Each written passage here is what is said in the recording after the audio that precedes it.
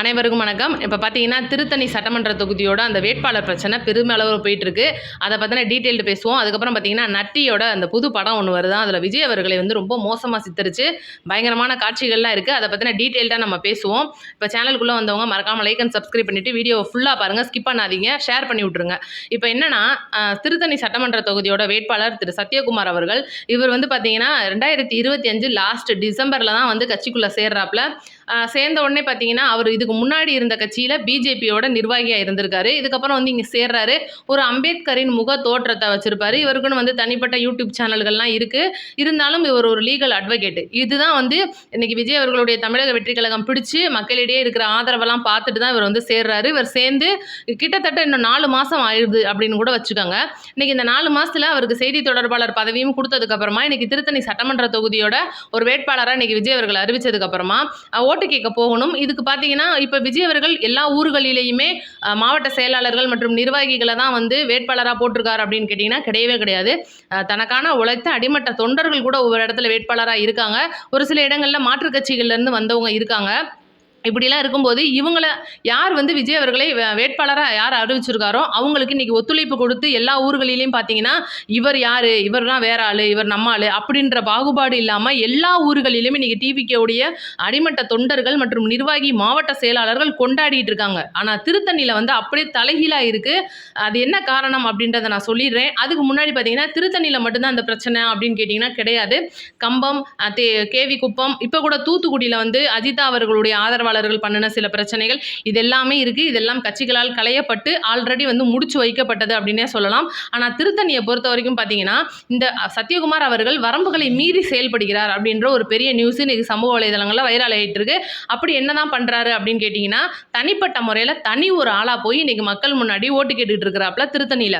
இது பார்க்கும்போது எப்படி தெரியும், இன்னைக்கு ஒரு அதிமுக காரங்க ஓட்டு கேட்க போனாங்கன்னா குறைஞ்சது 10-20 பேர் சேர்ந்து போவாங்க, வண்டிகளில் போவாங்க, நம்மளுக்கு தெரியும் பிரச்சார வாகனங்களில். திமுக காரங்களும் அதே மாதிரி தான், எல்லா கட்சிக்காரங்களும் அந்த மாதிரி தான் போவாங்க. ஒரு சில பேர் மக்களின் கவனத்தை இருக்கிறதுக்கு சைக்கிள் மற்றும் மாட்டு வண்டி இந்த மாதிரிலாம் போய் வழக்கத்துக்கு மாறா நிறைய பேர் கேட்குறதும் இருக்குது. ஆனால் இவர் பார்த்தீங்கன்னா தனி ஒரு ஆளா, ஏன்னா ஆல்ரெடி அவர் திருத்தணிக்காரரு, நிறைய பேருக்கு அவரை தெரியும். அவர் நம்பிக்கிட்டு இருக்கிறது என்னன்னா நம்மளுக்கு வந்து ஒரு ஓட்டு போட்டுருவாங்க, நீங்கள் நம்ம டிவிக்கில் இருக்கிறோம், அதனால வந்து இன்னைக்கு நம்மள்ட்ட மக்கள் செல்வாக்கு இருக்குது அப்படின்னு சொல்லிட்டு இன்னைக்கு அவர் தனிப்பட்ட முறையில் எல்லா வரம்புகளையும் மீறி செயல்படுறார் அப்படின்றது அங்கே இருக்கிற மாவட்ட செயலாளர்கள் மற்றும் நிர்வாகிகளோட பெரும் குற்றச்சாட்டாக இருக்குது. அங்கே இருக்கிற மாவட்ட செயலாளர் டில்லி பாபு அவர்கள் கிட்டத்தட்ட ஒரு 15 வருட காலங்களுக்கு மேலாக விஜய் மக்கள் இயக்கத்திலிருந்து விஜய் அவர்களோட பணிபுரிஞ்சு அங்கே இருக்கிற மக்களுக்கு ஒரு நற்பணி மன்றம் நல்லது செஞ்சு, நற்பணி மன்றம்னா என்னென்னு உங்களுக்கே தெரியும், இந்த ஸ்கூல் பிள்ளைங்களுக்கு தன்னோட சொந்த செலவில் நோட்டு புக் வழங்குறதா இருக்கட்டும், அன்னதானங்களாக இருக்கட்டும், விஜய் அவர்களுடைய ஒவ்வொரு பிறந்த நாளப்ப பரிசு பொருட்கள் வழங்குறதா இருக்கட்டும், எவ்வளவோ பண்ணியிருப்பாங்க. எப்போ விஜய் அவர்கள் அரசியலுக்கு வருவாரா வரமாட்டாரான்னு தெரியாமல் இருந்த காலகட்டங்களில் கூட இப்போ பார்த்தீங்கன்னா அரசியல் வந்ததுக்கப்புறமா வேட்பாளர் அறிவிக்கிறதுக்கு முன்னாடி வரைக்கும் பல்வேறு வகையான நலத்திட்டங்களை அங்கே செஞ்சுட்டு இருந்தவர் தான் டெல்லி பாபு மற்றும் அங்கே இருக்கிற நிர்வாகிகள் ஒத்துமையாக தான் இருக்காங்க. ஆனால் இவரை வந்து இன்னைக்கு அறிவிச்சிட்டாங்க, அதாவது வேட்பாளராக அறிவிச்சிட்டாங்க, கட்சி தலைமை சொல்கிறது தான் நம்ம கேட்கணும்னு சொல்லிட்டு எவ்வளோ தூரம் தான் வந்து இன்னைக்கு நிர்வாகிகள் மற்றும் செயலாளர்கள் இறங்கி போவாங்க அப்படின்றது தான் அவங்களுடைய கருத்தாக இருக்குது. ஏன் அப்படி அவர் என்ன பண்ணிட்டாரு அப்படின்னு நீங்கள் கேட்கலாம். இன்னைக்கு திருத்தணியோட அங்கே இருக்கிற இளைஞர் பட்டாளம், டிவிக்குடைய இளைஞர் பட்டாளத்தை ரொம்ப மோசமான வார்த்தைகளில் சித்தரித்து அவங்களாம் வேண்டாம் நமக்கு, நான் வந்து யூடியூப் சேனல் வச்சுருக்கேன், நான் சேனலில் வந்து ஓட்டு கேட்டுக்குவேன், எனக்கு வந்து மக்கள் ஓட்டு போட்டுருவாங்க. இது நான் என்ன சொல்கிறேன்னா, இப்போ நான் ஒரு உதாரணத்துக்கு சின்ன ஒன்று மட்டும் சொல்கிறேன். நம்ம சேனலை பார்க்குற அளவுக்கு கூட அவருடைய சேனலை யாருமே பார்க்க மாட்டாங்க. நீங்கள் தைரியமாக இருந்தால் போய் பார்த்து கூட செய்யலாம். அது வந்து நம்ம வந்து பொய் சொல்லலை. அவருக்கும் வந்து வியூஸ்லாம் போகும், அதெல்லாம் பிரச்சனை கிடையாதுங்க. அவரும் வந்து கிட்டத்தட்ட ஒரு 50K கிட்ட நெருக்கி வச்சிருக்கிறாப்புல, இல்லைன்னு சொல்ல முடியாது. ஆனால் வியூஸ் அப்படின்றது இன்னைக்கு மக்களிடையே கொண்டுட்டு போய் சேருதா? இப்போ அவருடைய வீடியோ, இப்போ நம்மளோட வீடியோ திருத்தணியில் இருக்காங்கன்னா திருத்தணியில் மட்டும்தான் பார்ப்பாங்க அப்படின்னு கிடையவே கிடையாது. அவர் வந்து அந்த சமூக வலைதளங்களில் நம்பி நான் வந்து தனியாளாக ஓட்டு கேட்பேன் அப்படின்னு சொல்லிட்டு கட்சி வரம்புகளை மீறி செயல்படும் போது அடுத்த கட்சிகளுக்கு பார்க்குறதுக்கு எப்படி தெரியுங்க பாரு, தமிழக வெற்றி கழக ஆள் யாருமே இல்லாமல் தனியாளாக வந்திருக்காப்புல, என்னத்தை அவங்க நல்லது செஞ்சு கிழிச்சிருவாங்க அப்படின்னு தான் மக்களோட மனநிலை மாறும். இதுதான் அந்த ஒரு மாவட்ட செயலாளர்கள் மற்றும் நிர்வாகிகளோட ஒரு கருத்தாக இருக்குது. இப்போ நம்மளோட கருத்து என்னன்னு கேட்டிங்கன்னா, இன்னைக்கு கட்சி தலைமை அறிவிச்சிருக்காங்க, அப்போ அவரோட வேலை என்ன, மாவட்ட செயலாளர்கள் நிர்வாகிகள் இவங்களோட எப்படி கருத்து வந்து மாறதாங்க இருக்கும். ஒரு கருத்துன்றது மாற்றி வரும்.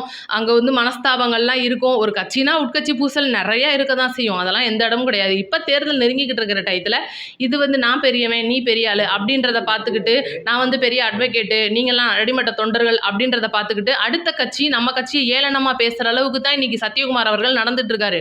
அவர் பெரிய அட்வொகேட், எல்லாமே ஓகே. அவரும் மக்கள் மனசில் இடம் பிடிச்சிருக்கேன்றாரு, ஓகே, எல்லாமே ஓகே. ஆனால் அந்த வேட்பாளர் போய் ஓட்டு கேட்கணும் அப்படின்ற ஒரு இடத்துல வரும்போது கண்டிப்பாக இது மோசமான செயலாக தான் நம்ம பார்க்குறோம். நீங்கள் எப்படி பார்க்குறீங்க அப்படின்றத கமெண்ட்டில் சொல்லிடுங்க. இந்த திருத்தணியை பொறுத்த வரைக்கும் விஜய் அவர்கள் அந்த வேட்பாளரை மாற்றுவாரா அப்படின்றது ஒரு பெரிய கேள்வியாக இருக்குது. இப்போ நான் ஏற்கனவே சொல்லியிருப்பேன், ஒரு 2 நாளைக்கு முன்னாடி கண்டிப்பாக வேட்பாளர் பட்டியலில் ஒரு 3 பேர்லேருந்து 5 பேருக்கு வந்து மாறுதலுக்கு இடம் போயிட்டுருக்கு. ஒரு பரிசீலனை போயிட்டுருக்கு. ஒரு சில இடங்கள் வந்து மாற்றுறாங்க அப்படின்றத நான் சொல்லியிருப்பேன். இன்னைக்கு காலையில் கூட விஜய் அவர்களோட பெரம்பூர் மனு அப்படின்றதுல பெரிய அளவில் பிரச்சனை இருக்குது. ஏதோ மதுரை மாநாட்டில் நடந்து ஒரு சின்ன பிரச்சனையை மறைச்சிருக்கிற மாதிரி இருக்குது. ஆனால் கூட வழக்கறிஞர் அது ஒரு பெரிய விஷயம் இல்லை அப்படின்னு சொல்லியிருக்காங்க. அப்போ இவ்வளோ பிரச்சனைகளை தாண்டி இன்னைக்கு இந்த திருத்தணி பிரச்சனையும் வந்து இருக்கும்போது கண்டிப்பாக மாற்றுறதுக்கான ஒரு பரிசீலனை போயிட்டு இருக்கு. ஏன்னா நிர்வாகிகள் நாங்கள் வேலை செய்ய மாட்டோம்னு ஒத்த காலில் நின்றுட்டாங்க. இப்போ கட்சி தலைமை என்ன முடிவு எடுக்குது? ஏன்னா விஜய் அவர்கள் பார்த்தீங்கன்னா ஏப்ரல் 5ஆம் தேதி புதுச்சேரி போகிறாரு.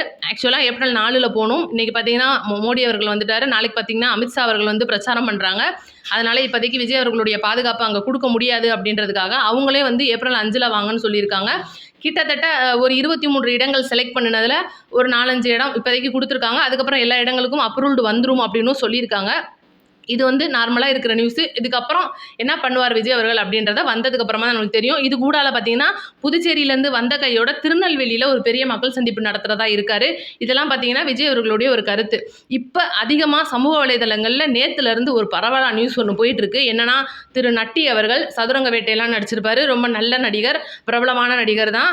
உண்மையிலே வந்து நிறைய பேருக்கு அவரை பிடிக்கும். அவருடைய படங்கள்னால் விரும்பி பார்க்குறவங்க நிறைய பேர் இருக்காங்க. நிறைய படங்களில் நடிச்சிருக்காரு, நிறைய படங்கள் இயக்கி இருக்காரு. இப்போ இவர் என்ன பிரச்சனை அப்படின்னு நீங்கள் கேட்கலாம். தம்பி ராமையாவுடைய மகனான உமாபதி ராமையா அவர்கள் ஒரு படம் எடுக்கிறாப்புல. அந்த படத்தில் நம்மளுடைய நட்டி தம்பி ராமையா அவர்களும் 2 பேர் நடிச்சிருக்காங்க. கழுது 2 கழுதையும் நடிச்சிட்டு போகுது, நமக்கு அதை பற்றி கவலை இல்லை. என்ன மாதிரியான கதை அப்படின்றது தான் இன்றைக்கி ஒரு நடிகருடைய வாழ்க்கை வரலாறை எடுக்கிறாங்க. நடிகருடைய வாழ்க்கை வரலாறுனா எல்லாரும் படம் எடுப்பாங்க, நடிப்பாங்க. ஏன் ஜெயலலிதாவுடைய வாழ்க்கை வரலாறு வந்திருக்கு, ஐயா எம்ஜிஆருடைய வாழ்க்கை வரலாறு வந்திருக்கு, ஐயா கலைஞருடைய வாழ்க்கை வரலாறு வந்திருக்கு, எல்லாமே ஓகே. ஆனால் இதில் எப்படி தப்பாக சித்தரிக்கிறாங்கன்னா, இன்றைக்கி விஜய் அவர்கள் வந்து மற்றும் புஷி ஆனந்த் இவங்க 2 பேருமே வந்து ஒரு அரசியலில் என்ன மாதிரியெல்லாம் பண்ணிட்டு இருக்காங்க. இன்றைக்கி தமிழக மக்களிடையே வந்து ஒரு நடிகராக இருந்து தன்னுடைய பணிகள் நடிப்புத்துறையை விட்டுட்டு இன்றைக்கி அரசியலுக்கு வந்ததுக்கப்புறம் என்ன மாதிரியெல்லாம் பண்ணுறாரு. அதே போல் புஷி ஆனந்த் அவர்களுடைய ஒரு பணியை கிண்டல் பண்ணுற விதமாக, மற்றும் இப்போ வந்து சேர்ந்திருக்கிற செங்கோட்டையன் அவர்களை பற்றியும் வந்து மோசமான ஒரு சித்தரிப்பு. இதெல்லாம் போக விஜய் அவர்கள் வந்து மோசமாக பெண்களுடைய தப்பான ஒரு பார்வை கண்ணோட்டத்தில் ஸ்விம்மிங் பூல்லாம் பார்த்தீங்கன்னா 2 பீஸில் இருக்கிற பெண்களுடைய கூட வந்து இருக்கிற மாதிரியான அதிகப்படியான ஸ்டில்ஸ் வந்து அந்த டீசரில் போட்டிருக்காரு. இதை பார்க்கும்போது நம்மளுக்கு எப்படி தோணுதுன்னா, உனக்கும் அவ்வளோதானா, நீ திரைத்துறை விட்டு நீனு போகிற காலம் சீக்கிரம் வரப்போகுது. ஏன்னா ஏற்கனவே இன்றைக்கி தமிழக வெற்றி கழக உறவுகள் எஸ்கே அப்படின்றத ஒதுக்கி வச்சிட்டாங்க. இன்றைக்கி அவருடைய படம் வருது அப்படின்னா இந்த தாய் கிழவியில் சும்மா ஒரு என்னமோ ஒரு பணம் கொடுத்து தான் உதவி இருப்பார் போல். படம் எடுக்கலாம் இல்லைங்க, சும்மா ஒரு இடத்துல அங்கம் வச்சிருக்காரு. அதுக்கே அந்த படத்தை போக மாட்டோம்னு நம்ம கமெண்ட் பாக்ஸில் சத்தியம் பண்ணினது இன்னும் இருக்குது, நீங்கள் வேணாலும் போய் பாருங்கள். அப்படி இருக்கும்போது இவ்வளோ இடைஞ்சல்களை மீறி இன்றைக்கி ஒரு படத்தோட இதை முக்கியமாக நம்ம நட்டி வந்து இன்றைக்கி விஜய் அவர்களாக நடிச்சிருக்காரு. புஷி ஆனந்தா வந்து தம்பி ராமையா நடிச்சிருக்கிறதெல்லாம் மேட்ரு கிடையாது. இந்த படத்தில் ஒரு கிங்ஸ்லி வந்து ஒரு வசனம் பேசுகிறாப்புல. என்னன்னா, ஒரு நடிகர் வாழ நினைக்கலாம், ஆனால் நாட்டை ஆள நினைக்கலாமா அப்படின்ற ஒரு வசனம் அப்படின்றது ரொம்ப கேவலமானதாக இருக்குது. இதை வந்து பார்க்கும்போது எப்படின்னா, அந்த நடிகராக இருந்த எம்ஜிஆர் அவர்கள் தான் இந்த தமிழ்நாட்டை ஆண்டார். நடிகையாக இருந்த ஜெயலலிதா அவர்கள் தான் இந்த நாட்டை ஆண்டாங்க. ஏன் ஐயா கலைஞர் ஐயாவும் அப்படி தான், ஐயா ஸ்டாலினே ஒரு படத்துலலாம் நடிச்சிருக்காப்புல. இவ்வளோ பேர் வந்து இன்றைக்கி தமிழ்நாட்டில் ஆண்டுகிட்டு இருந்தவங்க எல்லாருமே திரைத்துறையிலேருந்து வந்தவங்க தான். அண்ணாதுரை அவர்களும் திரைக்கதையெல்லாம் நிறைய எழுதி சினிமா துறையிலேருந்து தான் வந்திருக்காரு. ஐயா விஜயகாந்த் அவர்கள் வந்ததும் அதே சினிமா துறையிலேருந்து. இன்றைக்கி நீங்கள் அரசியலை அப்படியே பின்னோக்கி பார்த்தீங்கன்னா 99% பேர் வந்து சினிமா துறையில இருந்து வந்தவங்க தான் தமிழ்நாட்டை ஆட்சி பண்ணியிருக்காங்க. இதுதான் தமிழ்நாட்டோட தலையெழுத்து, மாற்ற முடியாது. இது நீங்கள் கேரளாவில் போய் பார்த்தீங்கன்னா இன்றைக்கி வரைக்கும் கேரளாவில் சினிமாக்காரங்க யாருமே ஆட்சி பண்ணியிருக்கிறதுக்கு முடியாது. ஏன்னா அங்கே வந்து சினிமாக்காரங்களோட ஆட்சியை மக்கள் எதிர்க்கிறாங்க. ஆனால் விஜய் அவர்கள் வந்ததுக்கப்புறமா அந்த கேரளாவில் போய் நீங்கள் இப்போ பாருங்கள், நான் உங்களுக்கு சொல்ல வேணாம், நீங்கள் போய் பார்த்து காட்சிகளை தெரிஞ்சுக்கோங்க. ஏன்னா நம்ம சொன்னோம்னா இன்றைக்கி நம்ம கூட பொய் சொல்கிறோம் அப்படின்ற மாதிரிலாம் வரும். அதனால் கேரளாவுடைய தற்போதைய நிலையை நீங்கள் போய் பார்த்துட்டு வந்தீங்கன்னா டிவி டிவிகேவுடைய வரவேற்பு அங்கே எப்படி இருக்குது, கர்நாடகாவில் டிவிகேவுடைய வரவேற்பு எப்படி இருக்குன்னு உங்களுக்கே தெரியும். இந்த நட்டி அவர்களுடைய சினிமா வாழ்க்கையை முடிச்சு விட்ற மாதிரி தான் இந்த TN26 அப்படின்ற படம் ஆக போகுது. இந்த படத்தோட இன்னும் முழுமையான நிறைய டீட்டெயில் தான் எடுக்க வேண்டியிருக்கு. எடுத்துகிட்டு நான் தெளிவாகவே ஒரு வீடியோவில் சொல்லிடுறேன். இப்போ நிறையா பேர் அந்த திருத்தணி பிரச்சனையை கேட்டுகிட்டே இருந்தீங்க. திருத்தணியை பொறுத்த வரைக்கும் விஜய் அவர்கள் முடிவே இறுதியானது. இவர் தான் தொடர்வார் அப்படின்னா கண்டிப்பாக இவர் தான் தொடர்றார். நம்மளுடைய ஆதரவு அவருக்கு தான். அதனால் நம்ம அதை பற்றி பேச விரும்பலைன்றனால கட்சி தலைமை என்ன முடிவு பண்ணுது அப்படின்றத நம்ம பொறுத்திருந்து பார்ப்போம். சேனலை லைக் அண்ட் சப்ஸ்கிரைப் பண்ணிட்டு உங்களோட கமெண்ட்டை மறக்காமல் சொல்லிட்டு போகிறீங்க. நன்றி, வணக்கம்.